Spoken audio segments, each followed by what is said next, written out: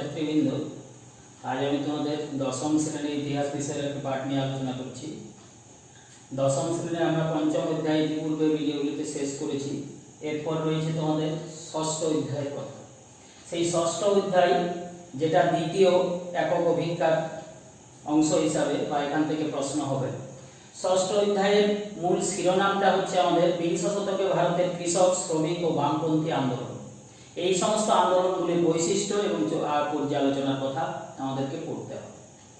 তাহলে আমাদের দেখা যায় এই বিংশ শতকে ভারতবর্ষে যে জাতীয় আন্দোলন, সেই সমস্ত আন্দোলনে কংগ্রেসই সবচেয়ে সামনের সারিতে এগিয়ে ছিল। এই কংগ্রেসের নেতৃত্বে আমরা দেখা যায় 1905 খ্রিস্টাব্দে যে বঙ্গভঙ্গ বিরোধী স্বদেশী বয়কট আন্দোলন হয়, তাতে কংগ্রেসী নেতারা সক্রিয়ভাবে অংশগ্রহণ করেন। এবং এরপর আমরা দেখতে পাবো বিংশ শতকে 1920 থেকে 22 খ্রিস্টাব্দে গান্ধীজির নেতৃত্বে এরপরের সব আন্দোলনগুলি গান্ধীজির নেতৃত্বে পরিচালিত হয়। তাই সেই গান্ধীজির নেতৃত্বে পরিচালিত 1920 থেকে 22 হচ্ছে অহিংস অসহযোগ আন্দোলন, 1930 থেকে 34 হচ্ছে আইন অমান্য আন্দোলন এবং 1942 খ্রিস্টাব্দে ভারত ছাড়ো আন্দোলন। এই বিংশ শতকে আমরা এই চারটি আন্দোলন দেখতে পাবো। এই চারটি আন্দোলন পর্যায়ে আমরা দেখা যায় কৃষক, শ্রমিক এবং বামপন্থী আন্দোলন কিরূপ আকার ধারণ করেছিল তার কথা আমাদেরকে পড়তে হবে। তবে এই ক্ষেত্রে আমরা দেখতে পাবো কংগ্রেসের সঙ্গে সঙ্গে আরো অন্যান্য রাজনৈতিক দলগুলিও, যেমন আমরা দেখা যায় ভারতবর্ষে কমিউনিস্ট পার্টি প্রতিষ্ঠিত হওয়ার পর বামপন্থী রাজনৈতিক দলগুলিও কৃষক শ্রমিকদের সঙ্গে সংযোগ গড়ে তোলার চেষ্টা চালায়।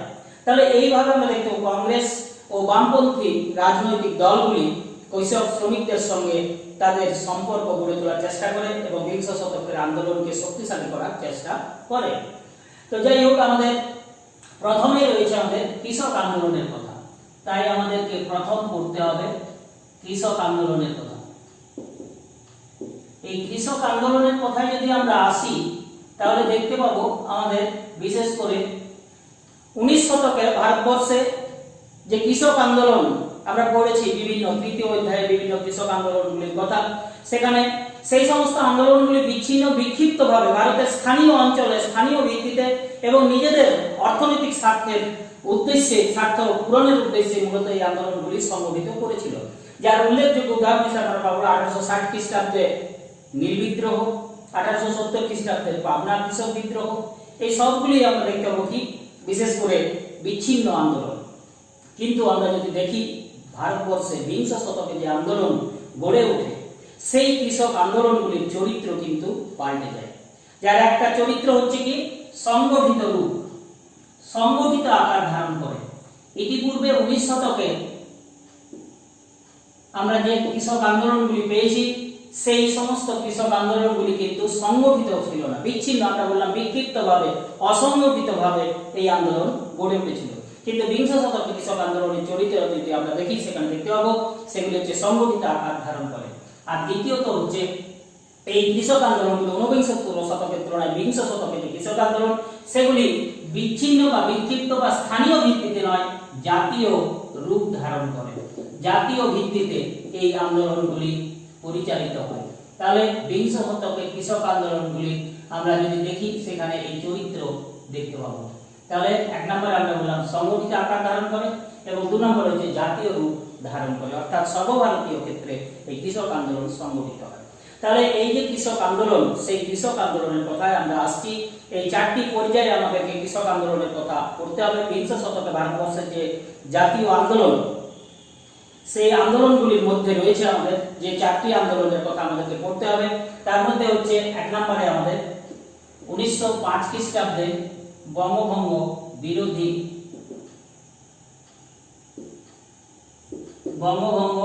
বিরোধী স্বদেশী ও বয়কট আন্দোলন।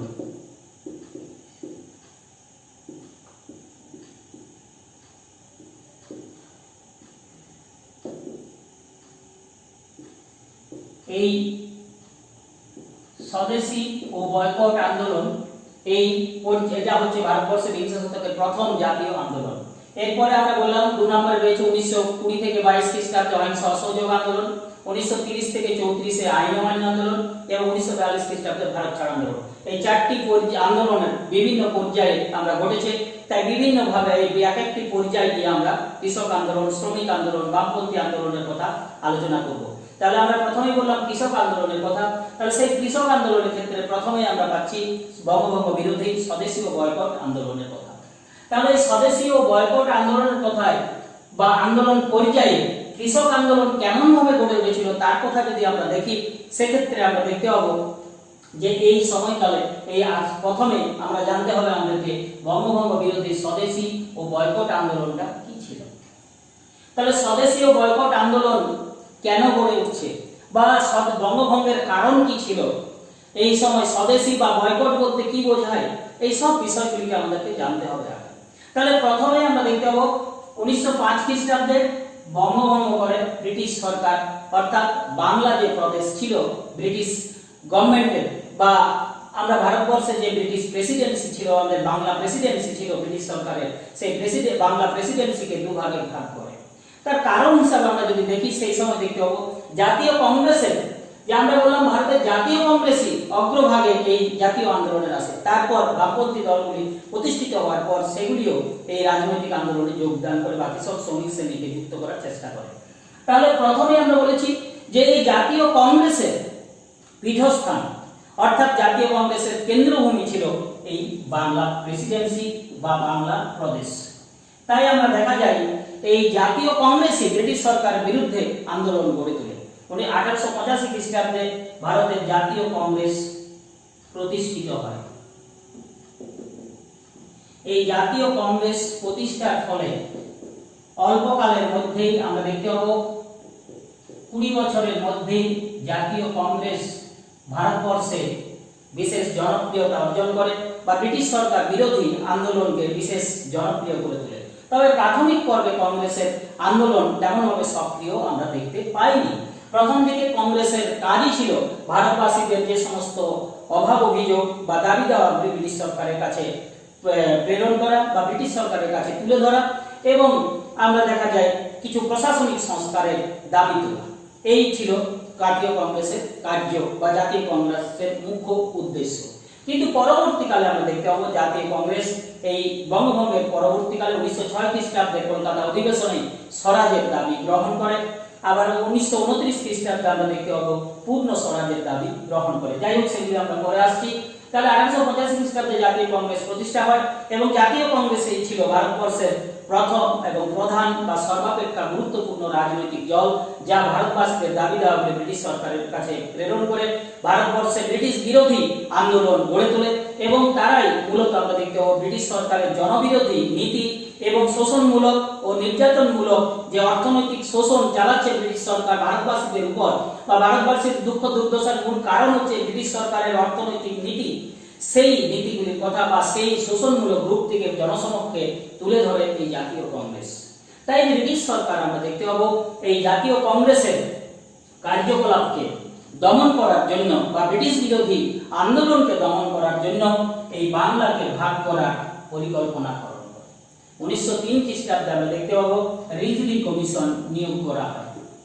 1903 খ্রিস্টাব্দে রিজলি কমিশন, এই রিজলি কমিশনের সিদ্ধান্ত অনুযায়ী বাংলাকে ভাগ করার পরিকল্পনা করা হয় এবং সেই পরিকল্পনা কিন্তু প্রাথমিকভাবে সাফল্য অর্জন করেনি। ভারতবাসীরা যে বিরোধিতা, সেই বিরোধিতার কারণে আমরা দেখতে পাবো এই ব্রিটিশ সরকার প্রাথমিক পর্বে কিন্তু নিরস্ত হয়।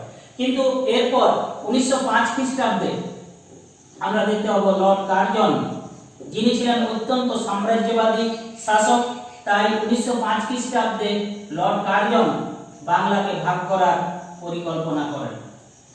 তাই এই বঙ্গভঙ্গের সঙ্গে লর্ড কার্জনের নামটি বিশেষভাবে জড়িত। লর্ড কার্জন 1905 খ্রিস্টাব্দে বাংলাকে ভাগ করে। 1905 খ্রিস্টাব্দের 19 জুলাই বঙ্গভঙ্গের সিদ্ধান্ত ঘোষিত হয়। 19 জুলাই ঘোষিত হয় এবং 16 অক্টোবর তা কার্যকর হয়।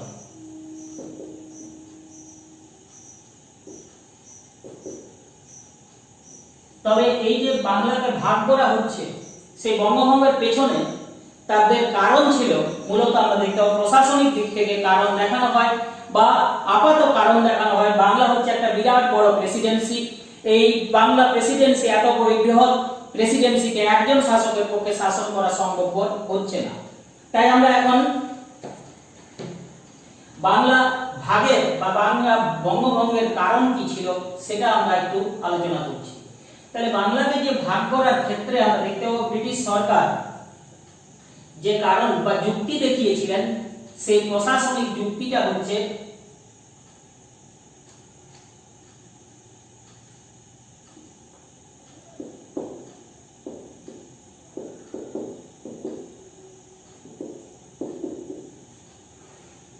এক নম্বরে আমরা যদি দেখি সেখানে দেখতে পাবো প্রশাসনিক কারণ।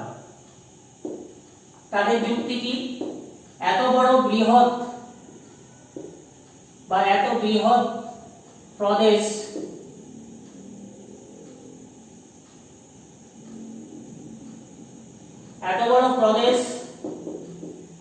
একজন শাসকের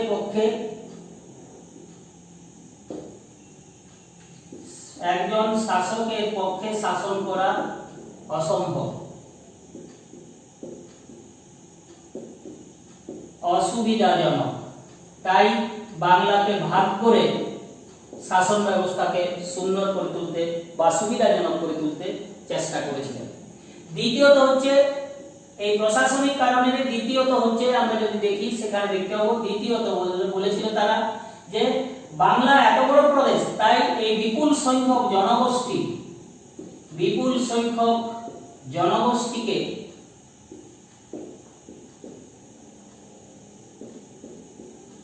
একজন শাসকের পক্ষে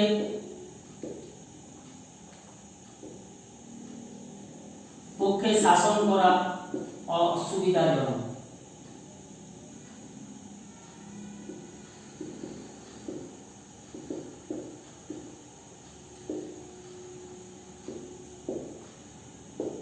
ঠিক তেমনি ভাবে আরো একটি যুক্তি দেখিয়েছিল তারা যে কলকাতা কেন্দ্রিক রাজধানী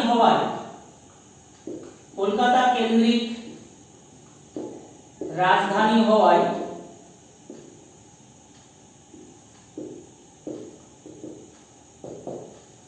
উত্তরবঙ্গের উন্নয়ন ব্যাহত হচ্ছে।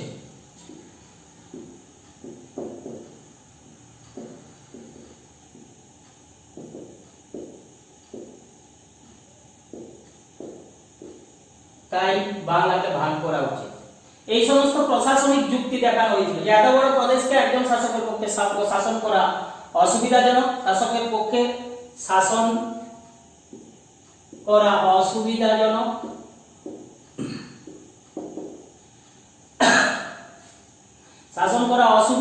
হয়ে উঠছে, তাই তাকে ভাগ করা উচিত। 2 নম্বরে যে বিপুল সংখ্যক জনগোষ্ঠীকে একজন শাসকের পক্ষে শাসন করা অসুবিধাজনক, আর তৃতীয়ত হচ্ছে কলকাতা কেন্দ্রিক রাজধানী হওয়ায় তাই উত্তরবঙ্গের উন্নয়ন ব্যাহত হচ্ছে। তাই সেদিক থেকে দৃষ্টি দিয়ে বাংলাকে দুভাগে ভাগ করে ছোট ছোট প্রদেশ সৃষ্টি করে সেইভাবে শাসন ব্যবস্থাকে আরো সর্বাঙ্গ সুন্দর করে গড়ে তুলতে হবে। কিন্তু আমরা দেখতে পাবো এই ব্রিটিশ সরকারের বঙ্গভঙ্গের পেছনে মূল উদ্দেশ্য ছিল কিন্তু রাজনৈতিক। তাই এটা আপাত কারণ, কিন্তু মূল কারণ ছিল কিন্তু তাদের বা মূল উদ্দেশ্য ছিল কিন্তু অন্য, সেটা আমাদের বলা হচ্ছে রাজনৈতিক কারণ। এই রাজনৈতিক কারণ কি, আমরা আগেই বললাম যে ভারতের রাজনৈতিক আন্দোলনের মূল কেন্দ্র ছিল বাংলা। তাই বাংলাকে ভাগ করে আমরা যদি ভারতবর্ষের রাজনৈতিক আন্দোলন তথা জাতীয় আন্দোলনকে দুর্বল করাই ছিল ব্রিটিশ সরকারের মুখ্য উদ্দেশ্য। এই ভাগটা তারা করতে চেয়েছিল ধর্ম ও ভাষার ভিত্তিতে তারা ভাগটা করতে চাইছিল। তাই আমরা দেখা যায় যে ভারতবর্ষে হিন্দু মুসলিম দুই ধর্মের মানুষ রয়েছে। তাহলে সেই হিন্দু এবং মুসলিম পূর্ববঙ্গে আমরা দেখতে মুসলিম প্রধান এবং পশ্চিমবঙ্গ হচ্ছে হিন্দু প্রধান। এইভাবে ধর্মের ভিত্তিতে যদি ভাগ করে দেওয়া হয় তাহলে আমরা দেখতে পাবো উভয়ের মধ্যে তারা লড়াই চালিয়ে যাবে, ব্রিটিশ বিরোধী আন্দোলন গড়ে তোলার সুযোগ পাবে না এবং ব্রিটিশ শাসন ব্যবস্থা সুন্দরভাবে পরিচালিত হবে, অর্থাৎ ব্রিটিশদেরকে তেমন ভাবে ভারতবর্ষ শাসন করার ক্ষেত্রে তেমন বেগ পেতে হবে না। তাই তারা ধর্ম ও ভাষার ভিত্তিতে এই বাংলাকে ভাগ করার পরিকল্পনা করে। তাই প্রথম রাজনৈতিক আন্দোলনে যদি আমরা বলি তার উদ্দেশ্যটা ছিল হিন্দু ও মুসলিম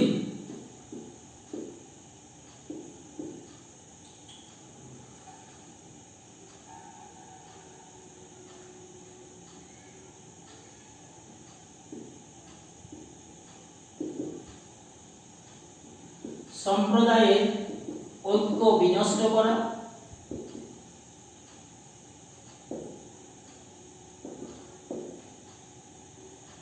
আর দ্বিতীয়ত হচ্ছে ভাষার ভিত্তিতে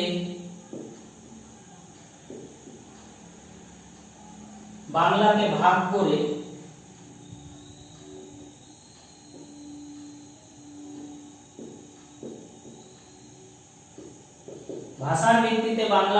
করে সাম্প্রদায়িক বিভেদ সৃষ্টি করা।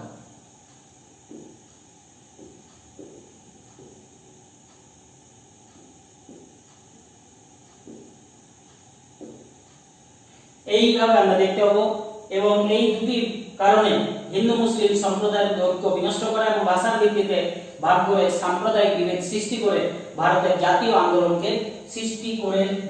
আন্দোলনকে দুর্বল করা। এই দুটি কারণে আমরা দেখতে পাবো এই মূল উদ্দেশ্য ছিল কিন্তু বা মূল কারণ ছিল কিন্তু ব্রিটিশ সরকারের এই রাজনৈতিক বা মূল উদ্দেশ্য হচ্ছে এই রাজনৈতিক হিন্দু মুসলিম সম্প্রদায়ের মধ্যে ঐক্য যে রয়েছে সেই ঐক্যকে বিনষ্ট করা আর ভাষার ভিত্তিতে বাংলাকে ভাগ করে সাম্প্রদায়িক বিভেদ সৃষ্টি করে জাতীয় আন্দোলনকে দুর্বল করা। এই দুটি কারণে আমরা দেখতে পাবো মূলত বাংলাকে লর্ড কার্জন ভাগ করেন এবং আমরা আগে বললাম 19শে জুলাই বঙ্গভঙ্গের সিদ্ধান্ত সরকারিভাবে ঘোষণা করা হয় এবং 16ই অক্টোবর বাংলাকে দুভাগে ভাগ করা হয়।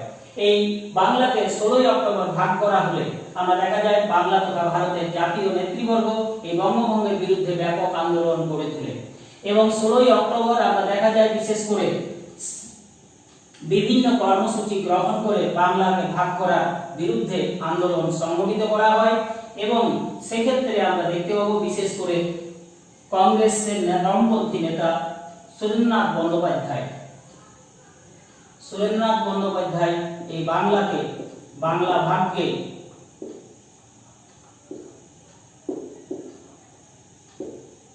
বাংলা ভাগকে গভীর জাতীয় বিপর্যয়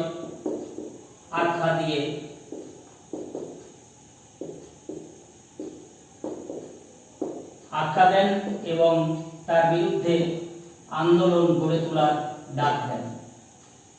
শুধু তাই নয়, আমরা দেখা যায় এর বিরুদ্ধে ব্যাপক আন্দোলন গড়ে ওঠে। এই সময় আমরা দেখা যায় বিভিন্ন সভা সমিতি গড়ে তুলে ব্রিটিশদের বিরুদ্ধে আন্দোলন সংগঠিত করা হয়, বিভিন্ন পত্র পত্রিকায় এর বিরুদ্ধে ব্যাপক প্রচার চালানো হয়। এই সময় আমরা দেখা যায় বিশেষ করে যে সমস্ত সমিতি গড়ে ওঠে যার মধ্যে রয়েছে স্বদেশ বান্ধব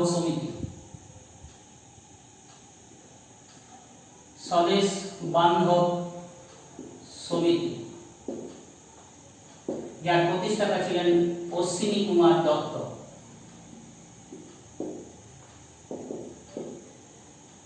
এই স্বদেশ বান্ধব সমিতি বিশেষ গুরুত্বপূর্ণ ভূমিকা গ্রহণ করে।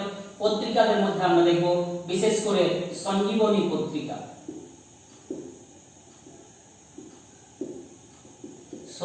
পত্রিকা এই বঙ্গভঙ্গের বিরুদ্ধে যার প্রথম বয়কটের ডাক দেয়।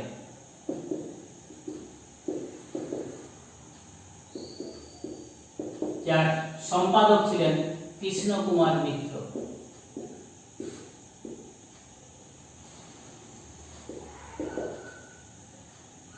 সম্পাদক হচ্ছেন কৃষ্ণ কুমার মিত্র।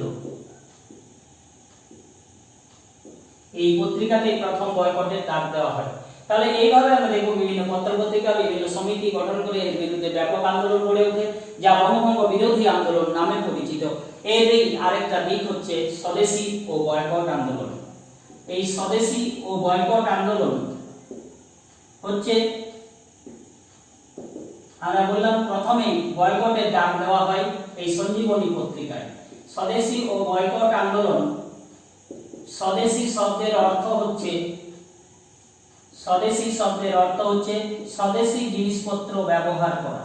তবে সেই যুগে স্বদেশী জিনিস ব্যবহার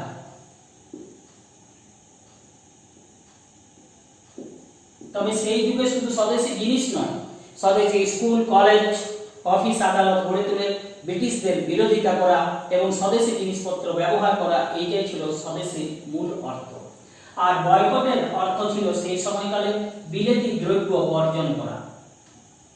বিলেতি দ্রব্য বর্জন করা। বিলেতি বলতে বিদেশি দ্রব্যকে বোঝানো হতো, বিশেষ করে ব্রিটিশদের দ্রব্য বর্জন। তবে স্বদেশের যুগে এই বয়কটের মূল অর্থ ছিল বিদেশি দ্রব্য বর্জনের সঙ্গে সঙ্গে ব্রিটিশদের স্কুল, কলেজ, অফিস, আদালত বর্জন করে এবং এমনকি ব্রিটিশদের সঙ্গে সম্পূর্ণভাবে সংস্পর্শ, তাদের সঙ্গে মেলামেশা সবকিছু বন্ধ করে দেওয়া হয়। এই বঙ্গভঙ্গ বিরোধী বা স্বদেশী আন্দোলনের যুগে বেশ কিছু দোকানে আমরা দেখতে পাবো যে ব্রিটিশদের খাবার দাবার দেওয়া বন্ধ করে দেওয়া হয়েছিল। তাহলে এইভাবে বয়কট অর্থ ব্যাপক অর্থে ব্যবহৃত হয় সেই সময়। এইভাবে স্বদেশীয় বয়কট আন্দোলন গড়ে ওঠে এবং এই কৃষ্ণ কুমার মিত্রের সঞ্জীবনী পত্রিকাতে প্রথম বয়কটের ডাক দেওয়া হয়েছিল। এই সময় আরো বিভিন্ন আমরা দেখা যায় যে এই সময়কালে 1906 খ্রিস্টাব্দে বন্দে মাতরম সঙ্গীতটিও রচনা করেন বঙ্কিমচন্দ্র চট্টোপাধ্যায়, যেটা আমরা আগে পড়েছি চতুর্থ অধ্যায়ে আনন্দমঠ উপন্যাসে এই সঙ্গীতটিকে তিনি ব্যবহার করেছিলেন। ঠিক তেমনি ভাবে এই সময়কালে আমরা দেখতে রবীন্দ্রনাথ ঠাকুর এই বঙ্গভঙ্গের প্রতিবাদে গান লিখেছিলেন, যা আমার সোনার বাংলা আমি তোমায় ভালোবাসি, বাংলার মাটি বাংলার জল এক হোক হে ভগবান। এইভাবে আমরা দেখতে পাবো বিভিন্ন সঙ্গীত, গান বা ইত্যাদির মধ্য দিয়ে এই ব্রিটিশ বিরোধী আন্দোলনকে সক্রিয় করে তোলা হয়, যার ফলে আমরা দেখতে 1908 খ্রিস্টাব্দের পর থেকে এই আন্দোলন আরো চরমপন্থী আন্দোলনে আমরা 1907 খ্রিস্টাব্দে সুরাট কংগ্রেসকে দেখতে পাবো দুটি ভাগে ভাগ হয়ে যায়, চরমপন্থী ও নরমপন্থী। চরমপন্থীরা ব্রিটিশ বিরোধী আন্দোলনে সশস্ত্র আন্দোলন গড়ে তোলে, যার ফলে 1911 খ্রিস্টাব্দে ব্রিটিশ সরকার এই দুই বাংলাকে আবার একীকরণ করতে বাধ্য হয় এবং বাংলা ঐক্যবদ্ধ হয়। আজকে আমরা বাংলাকে কিভাবে ভাগ করা হয়েছিল, আমরা বললাম ধর্ম ভাষার ভিত্তিতে।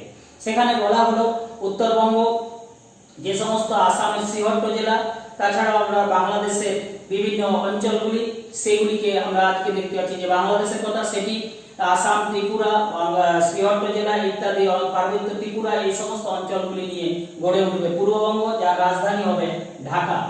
এটি বলা হয়েছিল পূর্ববঙ্গ, তার রাজধানী হচ্ছে ঢাকা। আর বাকি অবশিষ্ট অঞ্চল যা রয়েছে বাংলাদেশের, সেটাকে বলা হবে পশ্চিমবঙ্গ, যার রাজধানী হবে কলকাতা। এইভাবে ভাগ করা হলো।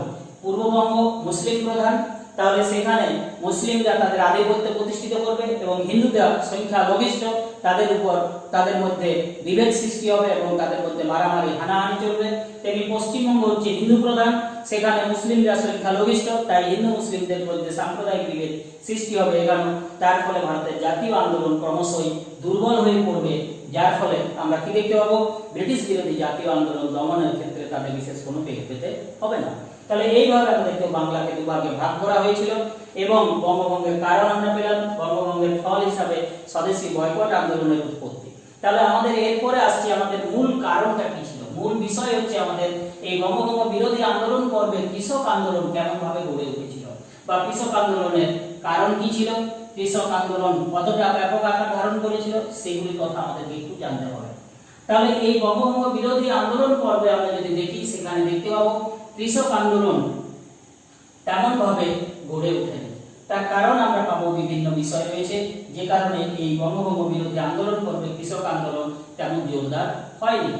যাই হোক, তাহলে এই ক্ষেত্রে আমরা দেখতে পাই যদি কৃষক আন্দোলনের কথায় আসি, এই বঙ্গভঙ্গ বিরোধী স্বদেশীয় বয়কট আন্দোলন পর্বে, তাহলে এই কৃষক আন্দোলনের কারণ ছিল সেই সময়কালে আমরা দেখতে পাবো অতিরিক্ত রাজস্ব বৃদ্ধি।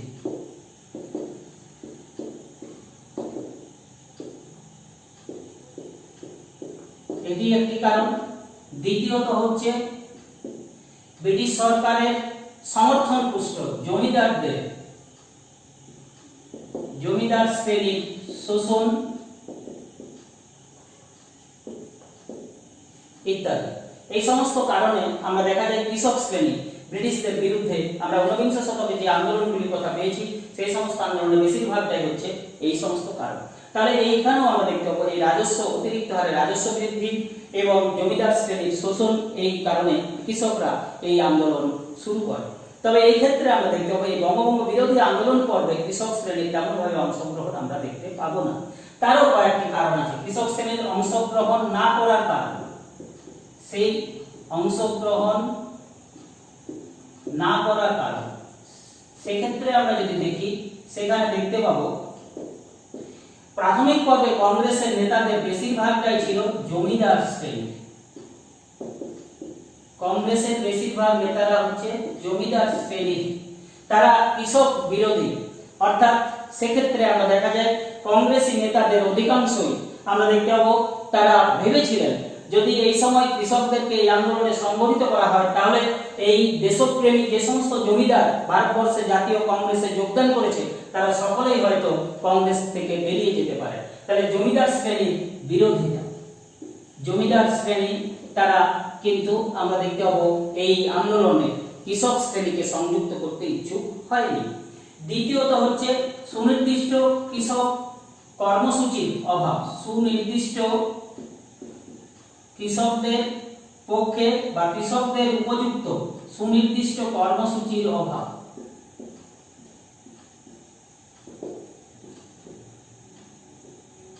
সুনির্দিষ্ট কর্মসূচির অভাব, কৃষকদের কল্যাণকর বা কৃষকদের কল্যাণের পক্ষে সুনির্দিষ্ট কর্মসূচির অভাব ছিল, যে কারণে কৃষকরা কিন্তু এই আন্দোলনে যোগদান করেন। তাই আমরা দেখতে পাবো অধ্যাপক বিপান চন্দ্র বলেছেন এই আন্দোলনে কৃষকদেরকে তেমন ভাবে আমরা তাদের সমর্থন দেখতে পাই না। তেমনি অধ্যাপক সুমিত সরকার বলেছেন সুনির্দিষ্ট কর্মসূচির অভাবে বঙ্গভঙ্গ বিরোধী আন্দোলন পর্বে কৃষক শ্রেণী তেমন ভাবে অংশগ্রহণ করেন। এই সমস্ত কারণের কথা দেখানো হলেও আমরা দেখতে পাবো এই বঙ্গভঙ্গ বিরোধী আন্দোলন পর্বে বাংলা, বিহারের চম্পারণ এবং পাঞ্জাবের, তাছাড়াও আমরা দেখতে পাবো পাঞ্জাবের চম্পারণে এবং রাজস্থানের রাজপুতানা অঞ্চলে বেশ কিছু কৃষক আন্দোলন গড়ে উঠেছিল, যার মধ্যে আমরা দেখা যায় বাংলাতে 523টি বিবাদ দেখা দিয়েছিল কৃষকদের। সেগুলির জন্য সরকারের কাছে না গিয়ে আমরা আগেই বললাম স্বদেশ আন্দোলন সমিতির সালিসি সভায় সেই সমস্ত আন্দোলনগুলি বা বিবাদগুলির বিবাদ মিটিয়ে ফেলা হয়।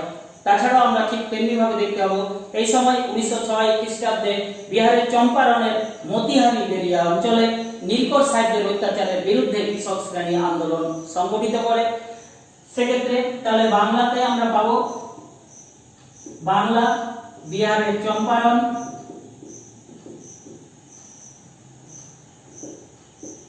চম্পারণে নীলকর সাহেবদের অত্যাচারের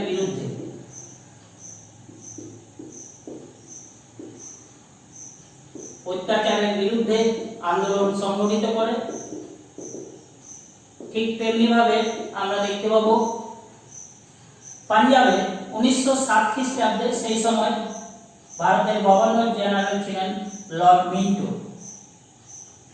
তিনি সেখানকার জলসেচ ব্যবস্থায় অতিরিক্ত হারে কর স্থাপন করেন, জল কর স্থাপন করেন, যার ফলে কৃষকরা অতিরিক্ত জল কর দিতে বাধ্য হয়। অতিরিক্ত জল কর স্থাপন করেন।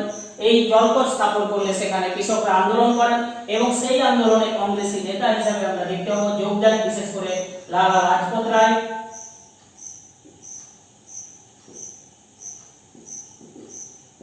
ও অজিত সিং, এই দুজনে যোগ দিলে আমরা দেখা যায় এই আন্দোলন কৃষক আন্দোলন ব্যাপক আকার ধারণ করে। তাই বাধ্য হয়ে লর্ড মিন্টো সেই কর প্রত্যাহার করে নেন এবং যার ফলে কৃষক আন্দোলন দমিত হয়। ঠিক তেমনি ভাবে আমরা দেখা যায় রাজস্থানে আমরা দেখা যায় বিশেষ করে রাজস্থান অঞ্চলে মহারানা, এটা পাঞ্জাবে, আর রাজস্থানে আমরা দেখতে পাবো রাজস্থান অতিরিক্ত কর বৃদ্ধির প্রতিবাদে মহারানার বিরুদ্ধে কৃষক শ্রেণী সংগ্রামে অবতীর্ণ হয়, যার ফলে এই আন্দোলন ব্যাপক আকার ধারণ করে। এইভাবে আমরা দেখা যায় এই স্বদেশীয় বয়কট আন্দোলন পর্বে কৃষক আন্দোলন বিভিন্ন অঞ্চলে গড়ে উঠেছিল, কিন্তু তেমন ভাবে সক্রিয় আন্দোলন আমরা দেখতে পাবো না। সক্রিয়ভাবে কৃষক শ্রেণী এই আন্দোলনে যোগদান করেনি। তবে এই কৃষক শ্রেণী সক্রিয়ভাবে ভারতের জাতীয় আন্দোলনে যোগদান করে। এরপর 1920 থেকে 22 খ্রিস্টাব্দে যে অহিংস অসহযোগ আন্দোলন হয় সেই সময় থেকে আমরা দেখব কৃষক শ্রেণীর ব্যাপক অংশগ্রহণ। 1930 থেকে 34 খ্রিস্টাব্দে যে আইন অমান্য আন্দোলন, তাতে শুধু কৃষক শ্রেণীর শ্রমিক শ্রেণীর ব্যাপক অংশগ্রহণ। আর 1942 খ্রিস্টাব্দে ভারত ছাড় আন্দোলনে কৃষক, শ্রমিক, দেশের সাধারণ মানুষ, আপামর জনসাধারণ সক্রিয়ভাবে অংশগ্রহণ করলে তা গণ আন্দোলনের চরিত্র ধারণ করে, যার ফলে ব্রিটিশ সরকার বাধ্য হয় ভারতে মন্ত্রী মিশন প্রেরণ করতে এবং ভারতবাসীর হাতে ক্ষমতা হস্তান্তরের পরিকল্পনা ঘোষণা করতে বা ব্যবস্থা গ্রহণ করতে, যার ফলশ্রুতি হিসাবে আমরা দেখব 1946-এ ক্যাবিনেট মিশনের আগমন এবং তাদের দ্বারাই ভারতের পরিকল্পনা হস্তান্তরের পরিকল্পনাটা শুরু হচ্ছে। যাই হোক, তাহলে এই হচ্ছে আমাদের বঙ্গভঙ্গ বিরোধী আন্দোলন পর্বে ভারতের শ্রমিক আন্দোলনের কথা। ঠিক তেমনি ভাবে আমরা পাবো আরো 3টি আন্দোলন পর্বে, অহিংস অসহযোগ আন্দোলন পর্বে, আইন অমান্য আন্দোলন পর্বে এবং ভারত ছাড়ো আন্দোলন পর্বে। তাহলে সেগুলি আমরা এক এক করে আলোচনা করব। আজকের মতো এখানে রাখছি, ধন্যবাদ।